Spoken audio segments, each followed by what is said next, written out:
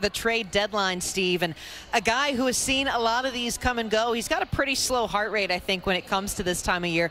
Jordan Lyles, you got to catch up with him for a little bit about this. I did. I asked Jordan today to kind of give me the take of the pulse of the Oriole clubhouse with the trade deadline coming up Tuesday, Mel. I mean, there haven't been a ton of rumors about the Orioles, a lot about Trey Mancini, obviously, and we'll see what's going to happen there. But Jordan Lyles knows the trade deadline well. In 2019, he was in a trade deadline deal, and his name has been one that's been mentioned this year as well. So I asked him earlier today, how is the Oriole clubhouse dealing with the trade deadline?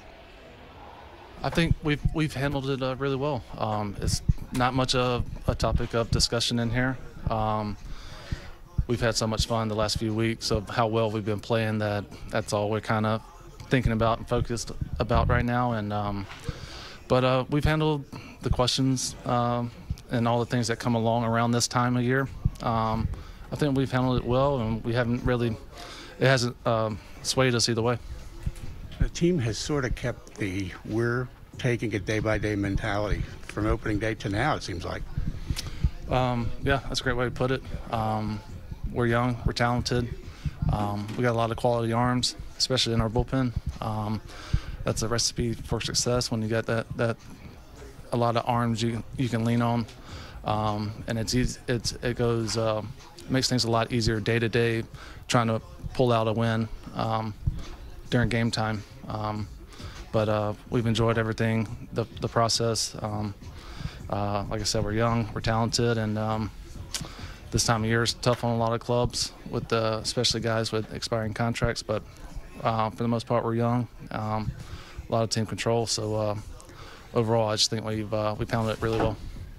You yourself are one player who obviously his name gets mentioned in possible rumors, and I know in 2019 you were involved in a trade deadline deal. Has that changed how you look at this time of year after being traded once this time of year before? Yeah, like you said, I've been through this situation a couple times, but no, it doesn't make me go about my day-to-day differently. I try to get ready for each fifth day, doing everything I can to help myself game plan physically, mentally, for every fifth day and if that time comes, a phone call is made or brought into the office, it's out of my control. So I'm not going to lose any sleep over it. You know, in past years, Mel, we were talking about the Orioles adding talent, rebuilding team. They got to make trades. They got to get some more young talent in. And now, of course, they're in a pennant race 2 games out of the playoffs as play begins today. And so if you ask really how the Orioles are handling it, look at the 1-loss record of what they've been doing. They beat Tampa. They won in the 9th inning last night. It's not fazing this team right now. But I'm sure throughout baseball, a lot of clubhouses will be glad when Tuesday comes and goes.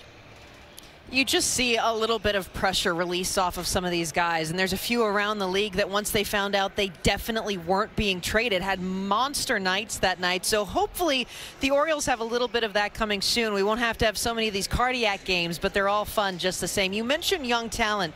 Terrin Vavra, he has been waiting in that clubhouse now since the O's were at home. He's finally going to get to make his starting debut tonight after being a pinch runner in last night's game. 3rd-round pick for Colorado back in 2018. He was a first-team All-American as well. We mentioned the trade. He was in that 2020 trade with Tyler Nevin for Michael Gibbons. 45 games with the Tides this season, a .324 average. He's slugging over 400. He's got the 2 home runs, the 5 stolen bases, and this is a kid who just seems so calm, cool, and ready for this moment.